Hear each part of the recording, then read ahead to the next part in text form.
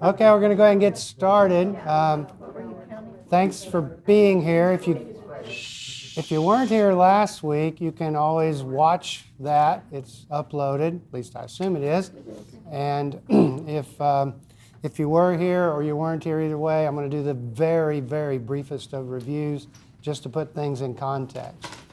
So, excuse me, a long while back, they asked for the title of this, so I had to make one up. So it was Jesus' Vision for a Flourishing Life. That probably was a possible title for this book that I've been working on, but I like this one a lot better, Your One Wild and Precious Life, which a lot of you last week went, oh, because you know that's a line from Mary Oliver. But a lot of others would be like, what? What's wrong? Are you going to sneeze or something? Why are you... Well, Mary Oliver's a poet who died just recently, relatively speaking.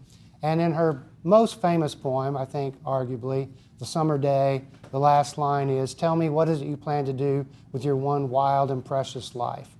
So I love that line, and I love how all of her poetry really is about life. So I have borrowed that title. And if I have my way, the cover will have Van Gogh on it. But the subtitle, as usual, really tells you what a book is about, what Jesus can teach us about life before death. A lot of talk about the afterlife, but what about before? And so the book will start with, and we are too, these two epigraphs. I came so that they may have life and have it abundantly. And then tell me, what is it you plan to do with your one wild and precious life? So again, the premise is life. So I don't call them theses in the book, but just for lack of a better word, here's the two main ideas. Jesus didn't just come to die, but to live. He's put to death for how he lives. There is a theology that says, no, he came to die. That's what his whole purpose was. And these two theologies and variations on them, they're both in Scripture. I'm casting my lot with he came to live and was killed for how he lived. But, you can settle that however you want. The second one grows out of it is, I don't think we were born just to die. Most people would agree with that one if they don't agree with the first. And so I think his life can be a model for our wild and precious life. Flourishing is one of the words that people use for this.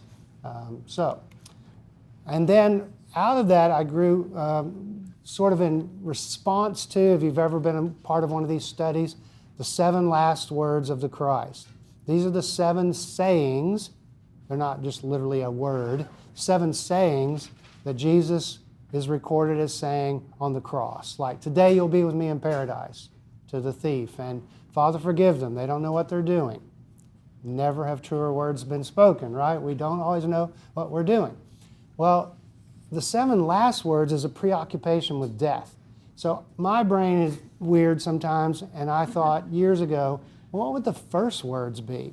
I did not mean that like when he's, 18 months old and he's learning Aramaic, that, his first word is Abba or Mama or whatever. I didn't mean that. Although that's a mind-boggling thought. The Christ had to learn to talk, right? Had to have his diaper changed. But I was thinking in terms of both prominence and placement. So placement is obvious. If you open a gospel and you start, and let's say you have a red letter edition, and the first red letters you come to, you go, well, that has to be one of the first 7 words. So we're going to look at some of those tonight. But there's also the idea that some things may not come first in the gospel, but they occur so much, they're stressed so often, that they kind of rise to the level of a first word. So I dared to name what I consider the 7 first words of Jesus, or sayings, teachings, whatever you want to call it. So last week, we looked at this one, follow me. And some people would call that discipleship. It's a fine enough word. Disciple is a word used in the New Testament. The verb to follow is used. But the easiest way to understand this is to imagine that you've decided to study under Yo-Yo Ma. He's not just going to look at your fingering technique. You're going to be apprenticed to this person, and you're going to learn a way of life. So if we follow Jesus, we're going to take on his way of life. And what I think, for me, the way I'm naming it is the 6 things that are going to follow this, 3 of which we'll look at tonight and 3 of which we'll look at next week. This is what he's inviting us to do. Does he invite us to do other things? Absolutely. Are there different interpretations of these things? Absolutely. But that's my list, my interpretation, and it's certainly open to debate, questions, comments, whatever you want. So we're going to look at good news to the poor, which I subtitled, Blessed are, that's the Beatitudes, and then you give them something to eat. That's a lot of ground to cover in 1 hour, but that's what we're going to do. So, here's chapter 2. I started with a quote from James Forbes, "No one gets into heaven without a reference letter from the poor." I don't know that that's literally true. It's just a great quote. Okay, so the gospel. What is this thing called the gospel? Because remember, it's good news to the poor. So this is a little bit weird. You've got to really use your brain here just for a minute. Gospel is not a good translation of the Greek word. The Greek word literally means good news. But in King James English, not that any of us live in 17th century England, we would have said, the good news, we ought to use the word gospel, as in God's spell. Well, so gospel is an old English word. We use it all the time and we don't even define it. But let's think for a moment about the word that really means good news. So that good news historically has taken 2 forms. Maybe other versions too, but at least these 2 forms. There's a social version of that, and then there's what I'm calling a spiritual or maybe personal view of that. And probably the one that has the most clout, the biggest following, has been this spiritual one, at least in the last 100 years or so, maybe even longer. The social gospel, if you want to call it that, was birthed around 1905. But that's a misnomer. It's a rebirth. The gospel, the good news, the message in the gospels that Jesus comes to proclaim was from the very beginning social. It was justice-oriented, and it is a move away from that to it being about you need to be born again, so you can go to heaven. That's a relatively modern take on that. The gospel that Jesus comes and proclaims, it's not like that. Now, I put up there Dr. Greenfield's Christian Ethics because I tell the story about this professor I had in seminary. And I was an evangelical at the time. I was a Baptist at the time. I went to a Baptist seminary. And Dr. Greenfield, his class was all about the social gospel. We all thought he was just a liberal nut. And that, he didn't know what he was talking about. That when Jesus says, you should feed the hungry, well, what that means is you should feed them with the gospel. You should make sure that they get the good news so that they can go to heaven. And we didn't think it meant you should feed people, right? I mean, yeah, sure, people need to eat, but what's more important, a donut or their salvation? So for us, it was all about this personal salvation. Thank God he persisted and got through to some of us, but it was not easy.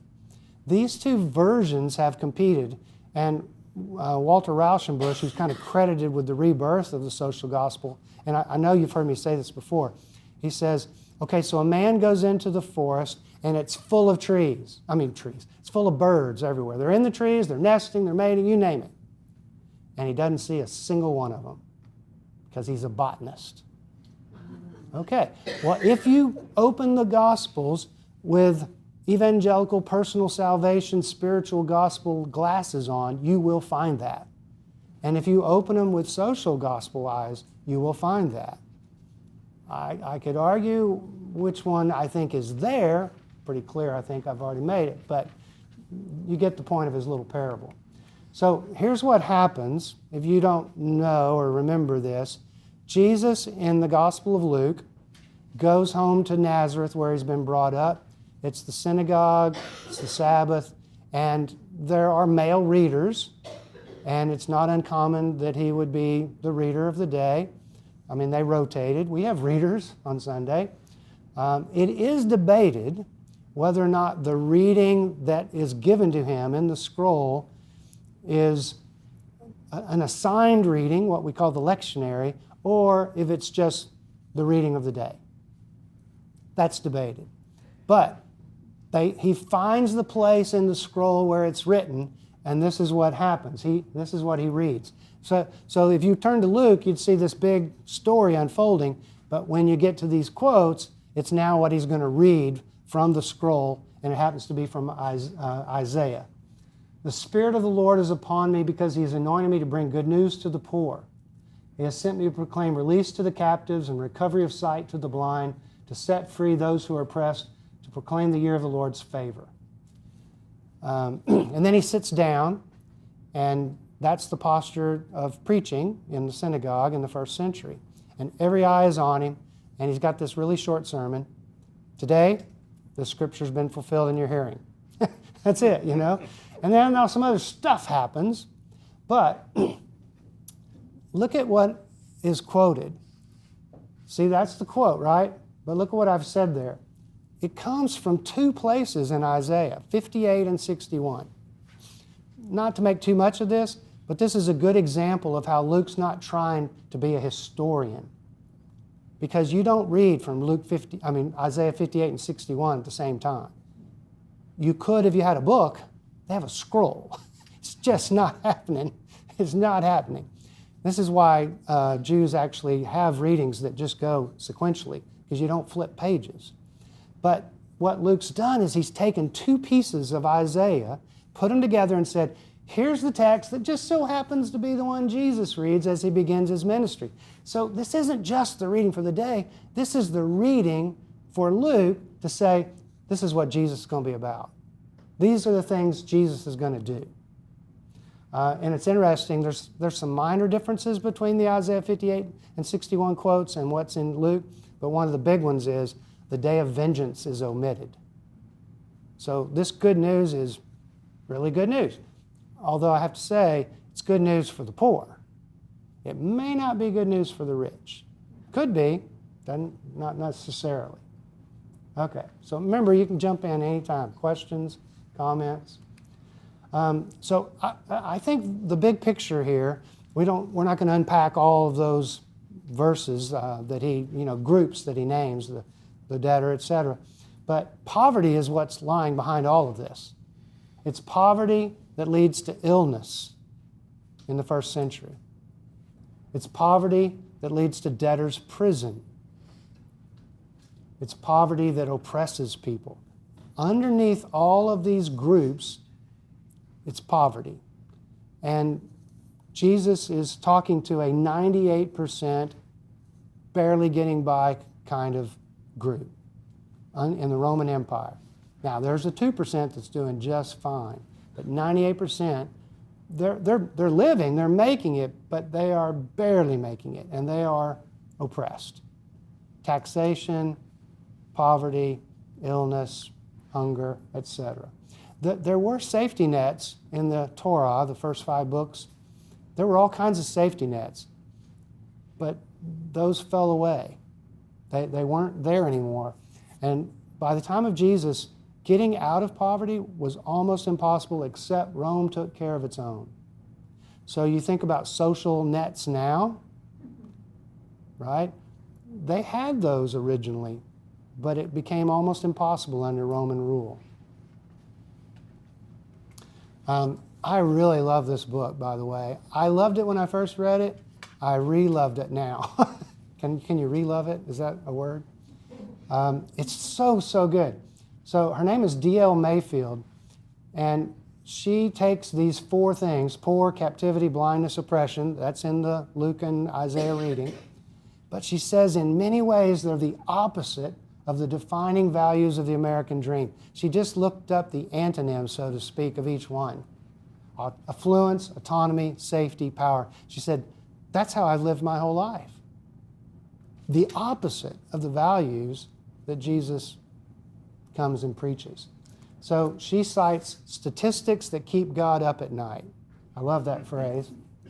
Banks foreclosing on as many as 10,000 homes a day in the U.S. Half of American children and households relying on food stamps. 2/3 of all minimum wage workers are women. 4 out of 5 Americans in danger of falling into joblessness. And nearly half categorized as poor or having a low income. It's just mind-boggling. Is this a relatively current? Yeah, it's relatively current, yes. The book's relatively current. Now, you know how stats are. I mean, there's all kinds of ways to interpret, and then there's new ones. But it's relatively accurate. So one last kind of piece here under this first teaching about the poor. You may remember that in the Gospel of Luke, because we're in Luke, right? His sermon's at the beginning of Luke. Later in Luke, he tells a story about a rich man and a poor man who lives basically at his gate. Yes, named Lazarus, which is not the same one that gets raised from the dead. But this rich man has no name. Lazarus has a name. He's at the gate. He begs, and the rich man pays him no mind. Well, it's a parable. Okay, it's not history, it's a parable. Jesus in the parable has both of them die. And the rich man, he goes to Hades, and the poor man goes to Abraham's bosom.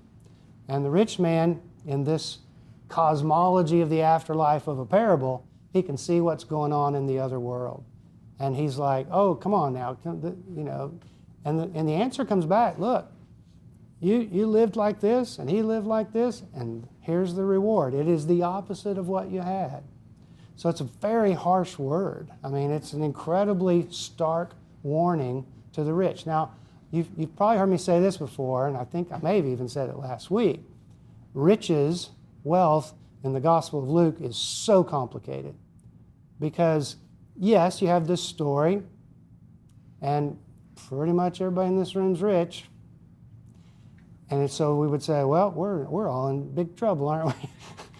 But the same Gospel of Luke has these wealthy women who support his ministry. So it's a much more complicated topic. But every time I do that little move I just did, that's a really quick hermeneutical magician's move, right? You know, I took your conscience and I kind of made it messed up, and then I let you off the hook, you know, nothing up my sleeves. I just think, okay, so where's the truth in that? And yeah, you could just let yourself off the hook and say, well, you know, he had those wealthy women to support his ministry. But my hunch is we're probably supposed to kind of feel the tension of both of those things. If at the very least, what I keep coming back to is if we have the means, we cannot be neglecting those who don't, especially under the notion of, well, you know, if they just work hard. Right? I mean, that's bootstrap theology. Okay, so we flew through that one. What are you thinking? What are you processing? I mean, it's a ton to think about. Does Matthew and Mark have the same Isaiah quote? Matthew and Mark do not have that story. Only Luke has the story of the synagogue sermon at Nazareth. Yeah. That's a really good question, though. Give yourself an A for that question. Mm-hmm. Well, I hadn't thought of this in the way you're presenting it, but I mean, I really believe God wants us to give, and I can't tell you how many times it's happened that we've given to some situation and then it comes back some way. Yeah. Well, and even if it doesn't come back some way, Well, yeah, I mean, I don't. you know, like in Luke, John the Baptizer will say, give to everyone who begs of you. When you go, well, at least I'm not a follower of John. I follow Jesus. He never quite said it quite that, you know. I mean, I just think it's complicated. I really do. And I love the fact that if you take Luke's 2 volumes, Luke and Acts, you can't excuse it away and eventually say, we don't have a responsibility. But, you know, neither, I don't think, can you say that the rich are condemned to some kind of punishment either. Mhm. What about the story? I know we're talking about Luke and Acts here, but what about the story of Matthew chapter 25, the sheep and the goats? Yeah. Where he gives you a choice, and he says in 25:40, it says, "Inasmuch as you've done it to the least of one of these, Right. you have done it unto me." Right. Yeah, we'll look at that one because it's a parable, and we're going to look at that parable in a couple of weeks. But yeah, or next week. Yeah, I mean, there's very clear teachings on caring for the poor. There's no question about it. I mean, What yeah. happened to the Jewish safety net? They didn't always live out what the law prescribed. If you read like through Leviticus, it's just full of instruction about caring for the least. But, I mean, they're people, and they didn't always, but it was there. But the safety net, I don't know exactly the deterioration of it chronologically, but definitely under the Roman Empire, they don't have the same regard that they once did. And it's possible, historians would do better at this than I. It's possible that things like the exile could have influenced that. It's just, yeah. What we do know is it was there, and what we do know is it wasn't there. Mm-hmm. Well, one thing that's coming up for me is that I've found in my own life trying to find balance between giving charitably and working for structural or systemic change. Right. Are there teachings in Luke, and maybe hopefully in your book highlighted, how you find that balance in your own life, or in Jesus' teachings? What did he say about working for systemic change versus giving bread to the poor? I mean, they thought systemically in the first century. They didn't think individually. But you don't get a lot of direct teaching in which Jesus talks about redoing the structure. More so we read that into it, but I mean, he did speak truth to power. Right, and right. that's what got him killed, right? Yes, But, absolutely. Yeah. Yeah, I mean, I agree. It's like, I don't know how you figure that out. I think you just do the best you can. Okay, we got to keep moving. Sorry. Chapter 3. Blessed are thee.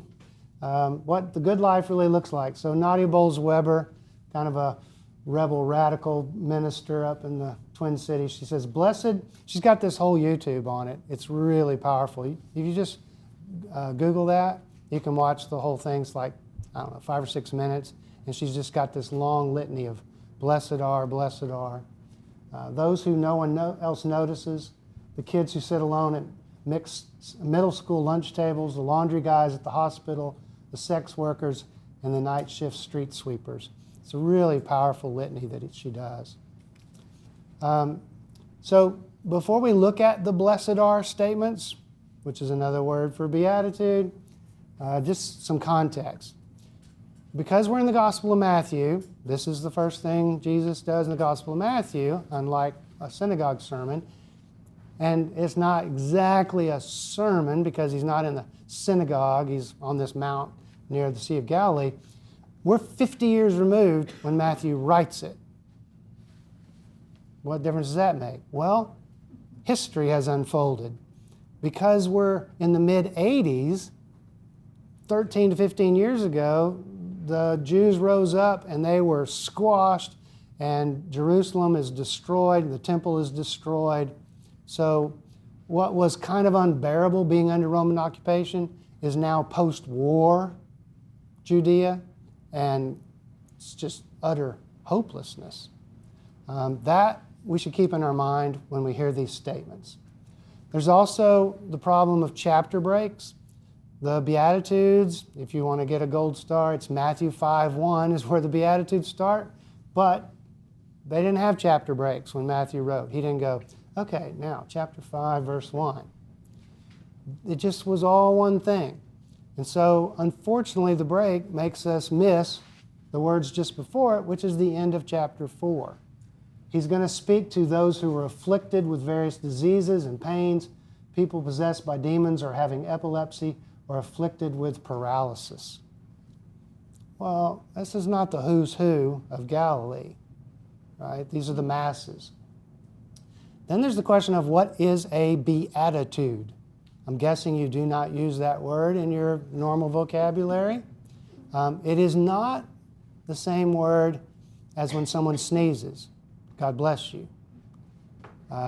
It's not the same word as when someone says, you ask them, how you doing? They go, I'm just blessed. That's not the same word. There is a Greek word that's similar to those two meanings. This word is a totally different word. It's called a beatitude because that's the Latin, beatus is the Latin translation of this word. But how to phrase it is a little bit tricky. Instead of blessed are, because it's just a weak word, unfortunately, and it gets confused with those others, honored, flourishing, cherished, valued, whatever you want to call it, would be better synonyms, substitutes. So keep that in mind when we get to the list. And then it says in the first one and the last one, for theirs is the kingdom of heaven. That's an unfortunate translation on two counts. One, kingdom, and now I got to have two counts. Kingdom's bad because of two things. One, it uses male-dominated language exclusively, and the other is that it's the same Greek word for the empire of Rome. The basileia is translated empire when it's talking about Rome, but it gets spiritualized under this thing, the kingdom of heaven. So let's substitute empire, and heaven is not about heaven, it's about God. So he's a Jew and he's avoiding using the name God. So these blessed are statements, flourishing are, for theirs is the empire of God. So what we should hear post-war is a contrast between the empire of Rome and the empire of God. In the empire of Rome, it's like this. Now let's look at what it's like in the empire of God. Big difference. Flourishing are the poor in spirit, because theirs is the empire of God. Flourishing are those who mourn, because they'll be comforted. Flourishing are the meek, because they will inherit the earth. Flourishing are those who hunger and thirst for righteousness, because those will be filled. Flourishing are the merciful, because they will receive mercy. Flourishing are the pure in heart, because they will see God. Flourishing are the peacemakers, because they will be called children of God. Flourishing are those persecuted for the sake of righteousness, because theirs is the empire of God. Those are not the kind of words you would hear in the Roman Empire. They're pretty much the opposite. Okay, so you may remember we did a sermon series. Oh, thank you. I don't know why she does that sometimes. We did a sermon series on this a year ago. I know that's very fresh in your memory. But one of the things we looked at was the genre. What kind of literature is it? So I just use these examples. You don't read a novel the same way you read a horoscope. You don't read a resume the same way you read headlines. It's just genre. You picked up something different here. It's different. So that's how genre works. Well, the genre of the Beatitudes, for a long time, people just thought they were prescriptions. In other words, commands. Jesus is saying, in fact, some people use this phrase, here's the attitude you ought to be having in these Beatitudes. That's really bad. But it was all about, here's how you're supposed to live. When Jesus says, blessed are the poor in spirit, you should become poor in spirit. And when Jesus says this, well, then they said, the scholars said, no. These are pronouncements upon people who are hurting. You don't aspire to be any of these things. There's a blessedness, a flourishing pronounced upon those who are already in this condition. More recently, scholars say, and this doesn't hold fast 100%, but it's pretty helpful. The first stanza, the first four, are pretty descriptive. They pronounce a blessedness upon those who are hurting. And the second stanza is more like what we call New Year's resolutions. Here's what you ought to aspire to do. So you ought to aspire to be a peacemaker, but you should not aspire to be poor in spirit. That's a condition that Jesus pronounces favor upon. Again, it doesn't quite hold the whole way, but it's pretty helpful. Okay, so This is what I think is really cool. Both stanzas contain exactly 36 words. That is not an accident. That is poetry. It's kind of like what Matthew does with the Lord's Prayer, it's also in the Sermon on the Mount. It's got incredible poetry going on. The first stanza names all groups beginning with pi. All the groups are named, start with pi. The 5 words in the other collection begin with delta. It's a memory device for an oral culture, but it's also a kind of way of, we have a tendency, mostly seminary-trained folks do this, is we're going to break down every little thing, every jot and tittle. But sometimes it's good to just say, okay, if I took all 8 of these things, what's the big picture that emerges? Why bother to use all pi and all delta? Well, partly memory, but also partly because you could lump all of this together. There is a kind of big picture that emerges here. You don't have to necessarily dissect it into little pieces. There's something to be said for it. So, for instance, I'll just kind of give you a big picture. Poor, the word poor here, there's different words in Greek for poor. In English, we have different words for poor. I mean, we've got poor, but you can also say what? Deprived. Destitute, what? Well, I didn't hear all the others. Deprived. Deprived, bankrupt, broke, whatever. We got all these sayings. Well, they had sayings. The one that's used here, it implies cowering. And I love this phrase, on the verge of giving up. This is the poorest of the poor. So that's a key word there. Mourn, most people associate this with loss of a loved one, but the word really, historically, was related more to national mourning, like when they were in exile and in the Exodus. So the word should conjure up for Matthew's readers and for us bigger nationalistic pictures of Israel's mourning under Rome, right? Because if it's a word that was used for Egyptian bondage and Babylonian exile, well, who's the new Egypt and new Babylon in town? It's the Romans. So blessed are those of you who are mourning under this Roman occupation. Pronouncing flourishing upon those who are mourning that is to recognize the pain. I do think it can certainly be applied to the mourning that we have when a loved one, friend dies, but that's not the first meaning of the word. Meek, this is a tough one. This kind of like Hannah was saying, how do you figure out where you are on riches? This word implies a kind of restraint in the face of injustice. In other words, we could use some meekness right now in the Holy Land. Because when there's an injustice, what do? They fire another rocket back. Well, then we'll fire another rocket back. Well, then we'll fire. But here's where it gets tricky. Here's the tricky part. Jesus turns the tables over in the temple. He's mad. Does he blow his meekness quotient, or is this part of meekness? Meekness is power under control, but it knows when to say, that's enough. I don't know where that line is. I don't know how to define that, but that's implied in that word.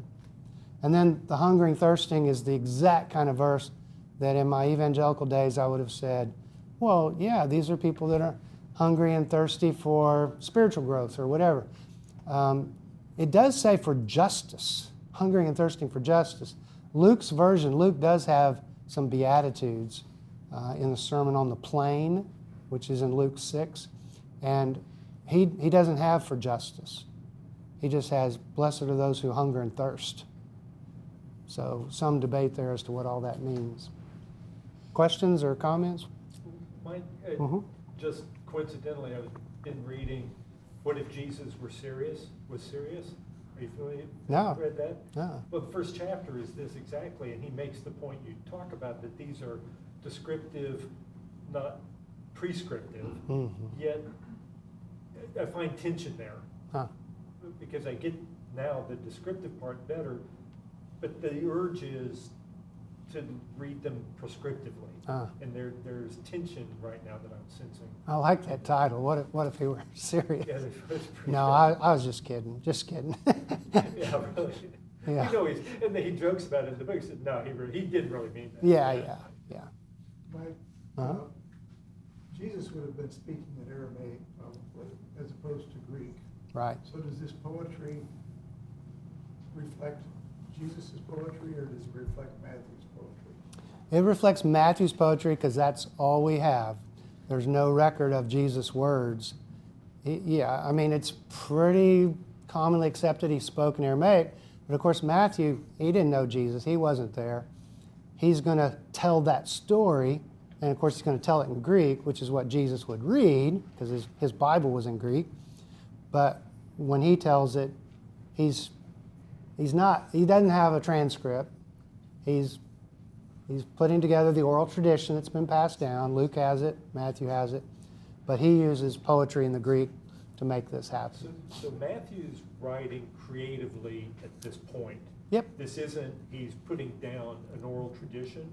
Yeah, there's an oral tradition that's come down, but he has a lot of But now the context is. he has a lot of leeway. Yeah, but now the context of it is temple's destroyed. Yes. Yeah, in fact, if there's like 100 tips for how to read the Bible, but one of them is to remember where you are when it's being written, as opposed to thinking, okay, so this is a diary and Jesus did this on a Tuesday and did this on a Wednesday. No, we're in Matthew's day. So you just have to say, okay, so what's going on in Matthew's day? Well, temple's been destroyed, Judea's been sacked. I mean, So would it have meant the same 10 years before the temple being torn down? well, it would have meant similar things. I mean, they were still under Roman Roman still, occupation, but it wouldn't have the gravitas of their situation at this point. And this thing's gone on now for like 100 years.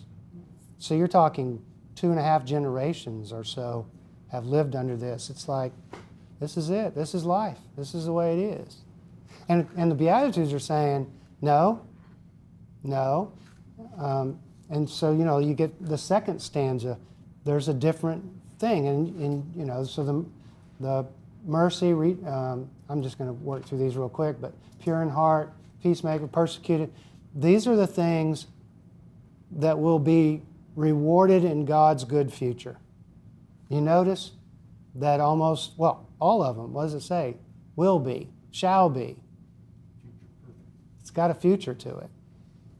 It's not yet recognized. And there's that comment. Okay, so any other thoughts on that before we get to the last saying of the night? It's kind of overwhelming, isn't it? Does this kind of reflect today's hope of the second coming of Jesus, that it will be, Right. everything will be great? Yeah, and of course, that whole thing is called eschatology. Fancy word for the end. The study of the end holds out. Jesus has promised some kind of future in which things will be made right. The big question under that theologically is that a 100% guarantee, or is that a construct that we hold on to, but is it only recognized in some heavenly afterlife? Because sure doesn't look like it's going to happen in this lifetime. Well, would the people at that time have thought the same thing? Well, eschatology at the time was really complicated. Paul, for instance, we're not in Paul, but he was writing 20 years before this. Paul thinks it's going to happen any moment. They're living in the last days. Some people think Jesus thought it's going to happen any moment. He thought, hey, this is it. It's at the end. So there were a lot of different eschatologies. There are a lot of different eschatologies now.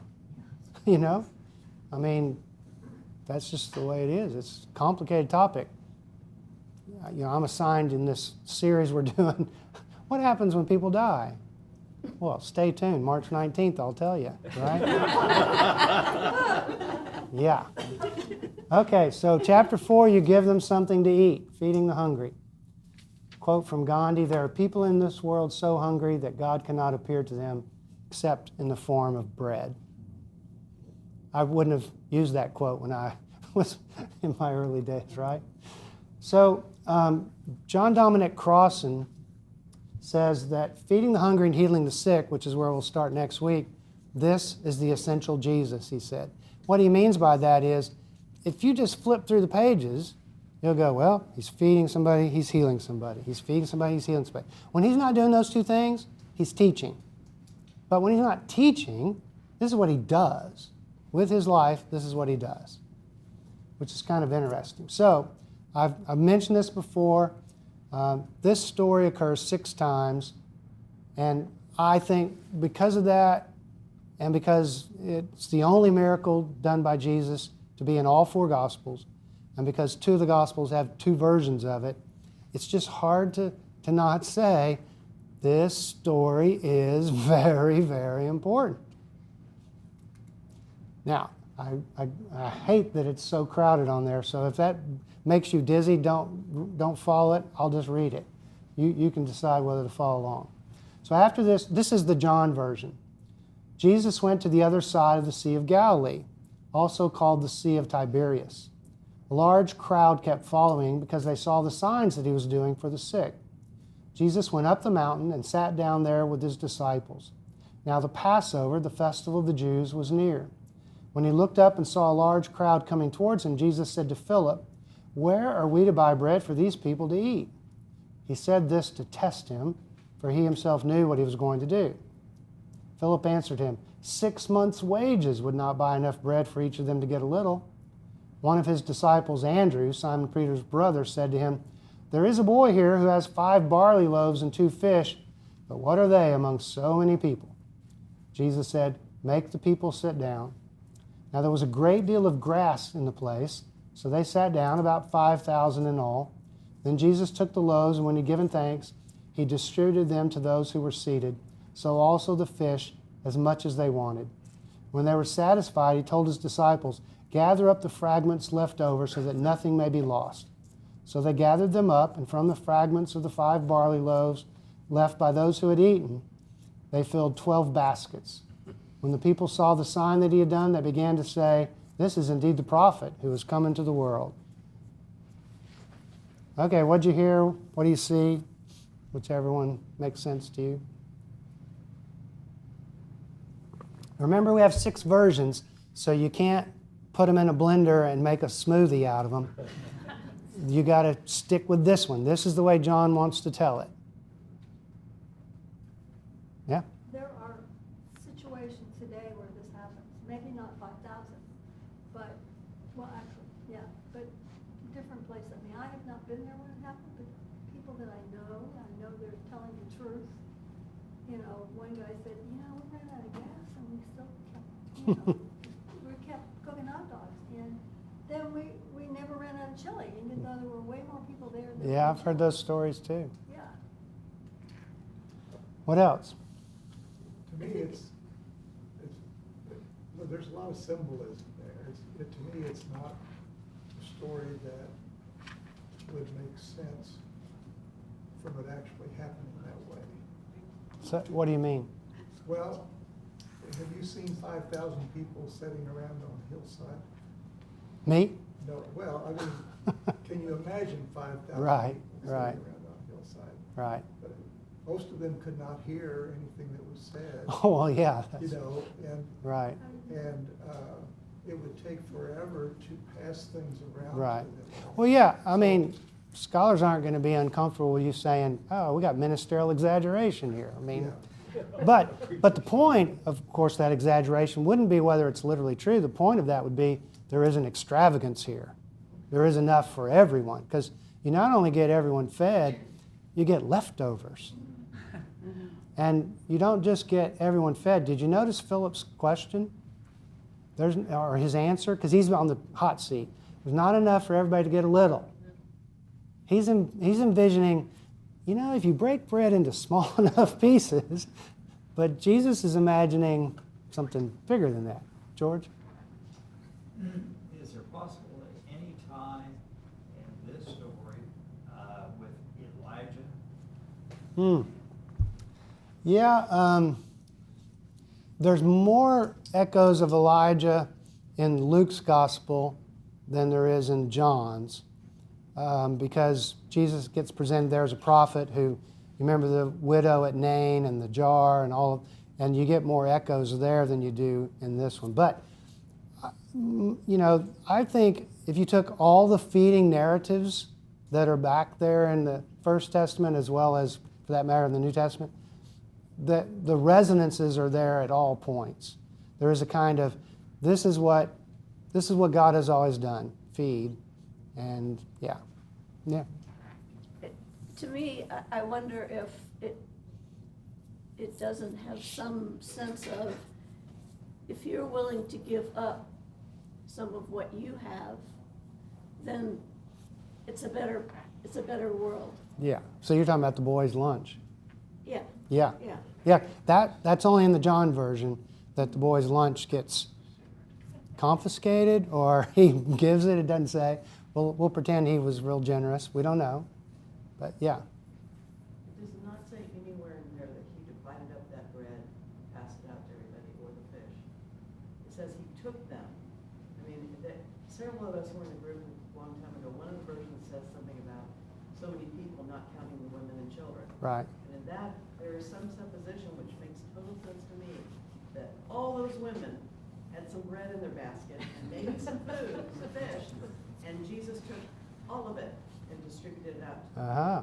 Not just the 5 loaves. Gotcha. You just say he took the loaves and he distributed them, but. Yeah. Okay, so here's just a couple of things that stand out. Rather than the disciples asking Jesus, where are we going to get bread, Jesus gives the pop quiz to Philip. In John's version, Andrew finds a boy. Communion language is still there. You know that, right? Took, gave thanks. Doesn't use broke in the John one, but he does give it. There's also this really interesting little fact. The Sea of Galilee, he calls the Sea of Tiberias, and goes out of his way to say, now it was by the Sea of Galilee, also called the Sea of Tiberias. So why do that? Well, that is the name of the emperor who's alive during the time of Jesus. Not during the time of John, but during the time of Jesus. And Tiberias is a city on the Sea of Galilee, and it was, Herod moved the capital there as a political move to appease Rome. Remember, he's a puppet. And also, Tiberius, the emperor, was taxing bread and fish. So John's version may well be saying, well, Tiberius is taxing bread and fish. Jesus is giving it away for free. Some speculate this is what's going to get him in trouble. One of the things that's going to get him in trouble. Yeah. What seemed out of place in that reading was there was a lot of grass. Okay, so where is there a verse in the Bible about grass? The lilies of the field? About the Lord is my shepherd. Oh. Because in almost all these versions, he looks out on them as sheep without a shepherd. So John's picked up on at least one part of it, the green grass. It's an allusion to the psalm where they're fed in the wilderness. Yeah, it is. Good. It is a weird thing if otherwise. Okay, so you didn't notice this necessarily, but at the end of it, it said Jesus did this, another sign. Matthew, Mark, and Luke don't use the word sign. They talk about deeds of wonder, deeds of power, what we would call miracles. But John's gospel uses the word sign, when the people saw the sign that he had done. So in John's gospel, there's going to be 7 signs. In chapter 4, the healing of an official's son here's the last line. Now, this was the second sign that Jesus did. So if you read the Gospel of John, the first 11 chapters, you'll occasionally see the word sign. They don't always use the word sign, but what we've done is we've named and found the 7 signs. So the first one, and it does use this language, water into wine. At the end of that story, it says, Jesus did this, the first of his signs, and so he turns water into wine. And then you get the second one, you get the third one, the feeding that we looked at, walking on water, healing a man born blind, and the raising of Lazarus from the dead is the seventh sign. Okay, so what do you notice about these 7 signs? What stands out? Healing and feeding. Healing and feeding. But don't you think it's interesting that there were 7? Because we talked last week about key numbers in the Bible. Oh, yeah, yeah. That John had 7 signs. Oh, yeah, that's Not 8. Right. If it's Matthew, he'd have 5 because he likes that number. But yes, 3, 5, 7, these are all like really big numbers. Yeah, so these are the 7 signs. You could say the only one that isn't a healing or a feeding is the walking on water. But do you notice where it's located? 6:16. It's on the very heels of the feeding. And remember, there's no chapter and verse breaks. The walking on water is always paired up with the feeding. So you could technically, if you wanted to, say, well, that's really just part of the bread, but then you'd be down to 6. Then you'd be down to 6 Yeah. seeds. Yeah. But yeah, I mean, this is what he's about. Who assigned the verse numbers? Yeah, I'm Or trying to remember when? the chronology of that. It's very recent compared to what you might think. Okay, that's okay. We don't. I mean, I want to say it was the council of, I don't know. I'll have to look. I don't. It seems so arbitrary. It doesn't make sense the way they're assigned a lot. Some places it works really well, and some places they totally blew it. I think it was around the year 100, but I'm not positive. Okay, so here's what I'm calling signs 8 and 9. Do you know, have you ever seen a baptismal font?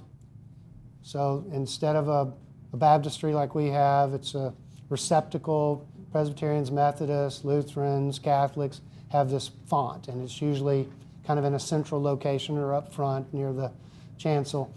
And not always, but very common, it's 8-sided.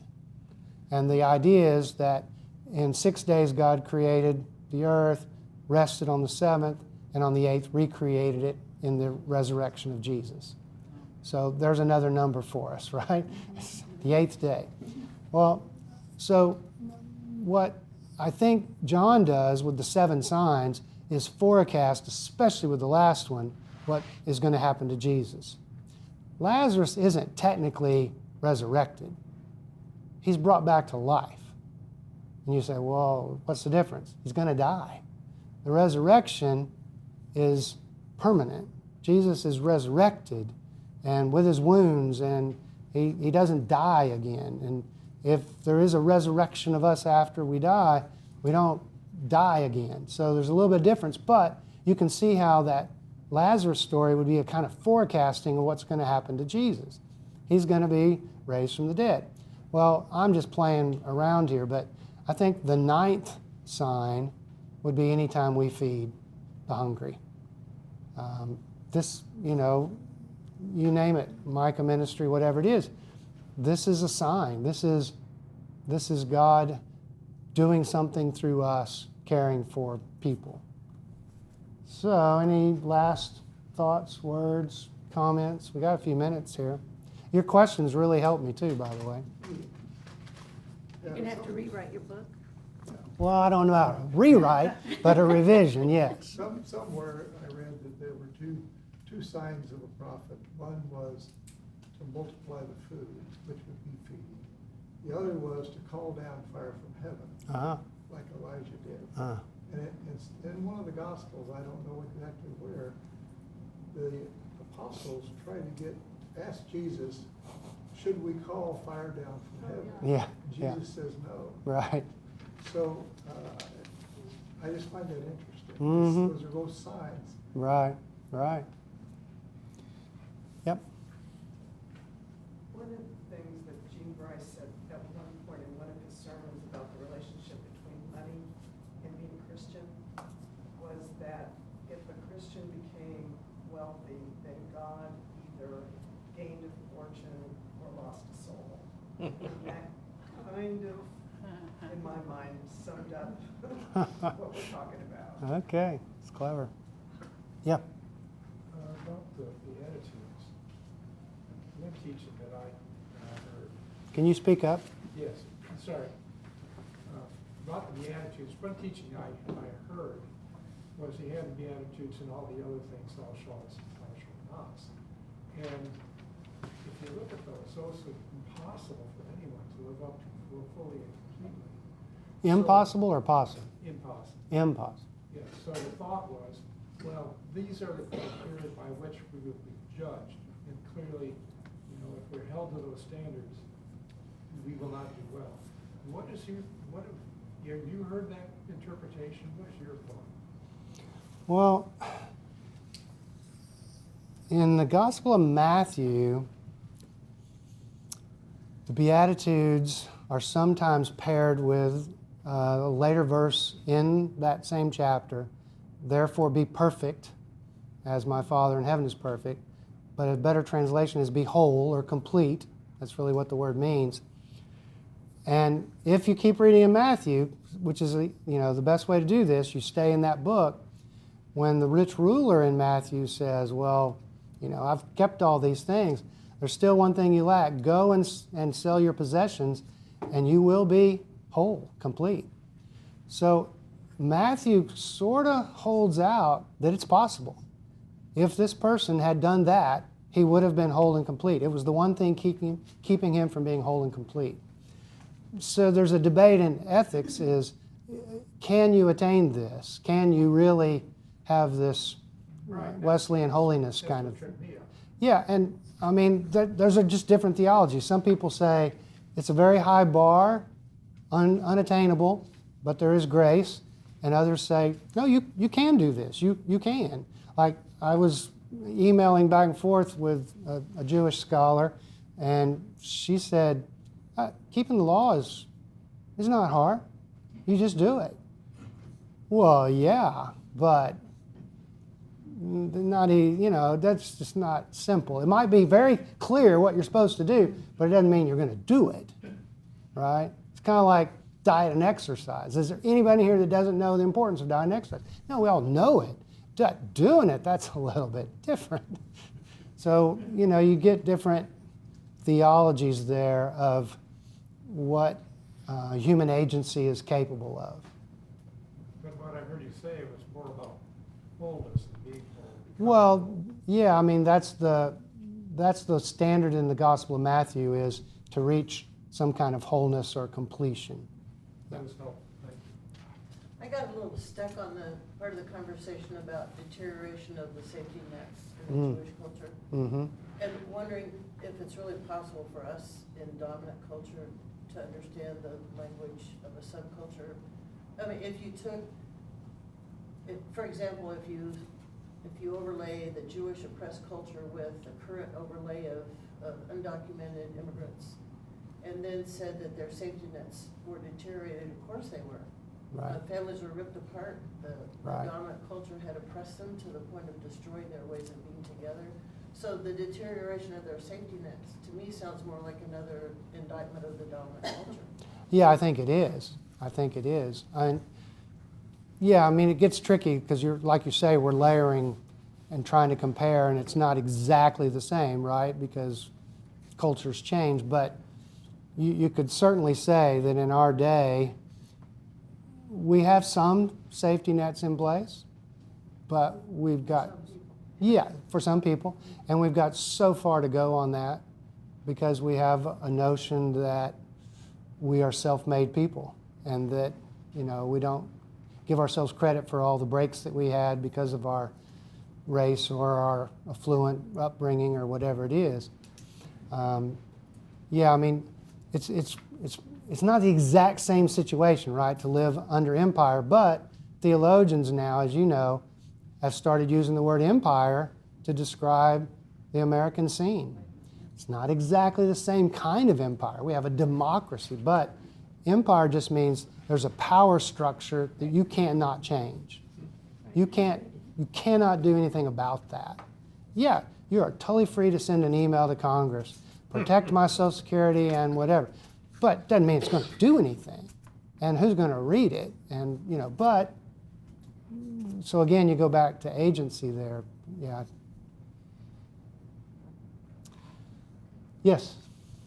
Well, I used to think that I was blessed by accumulating whatever, whether, I'm not rich, but I'm not begging for food. Right. And now, some of this sounds like, well, this is gonna be through the eye of the needle, I won't make it because of these blessings. You wanna comment or avoid that or? No. Yeah, I mean, Luke's Beatitudes is paired up with woe statements. So when he says, blessed are the poor, he says, woe to those who are rich. And he also says, you don't get in except through the eye of the needle, and there's a lot of debate about what that means. But I don't personally think, my own theology, you have to wrestle with this yourself, the fact that Luke's got these mixed messages on affluence, my own interpretation is, it is how attached are we to those. And if we think we're blessed because of what we have, as opposed to we have an obligation with what we have, as opposed to I'm blessed. Because if I say, God's really blessed us, then I can act like, well, then that's all I got to do is just enjoy this, as opposed to there's an obligation with what we do with that. But I would never say to somebody who has money that, oh, well, you're not getting into heaven. But I would also say, how much do you want to take to heaven, right? It's my view that it's a constant tension, Yeah, it is. a lifetime of tension. Yeah, it is. It is very much a on that tension. Balancing. Yeah. Well, and if we're going to be apprenticed to Jesus, we're going to have to just keep figuring that out. Well, thanks so much. I appreciate it. Thanks for coming.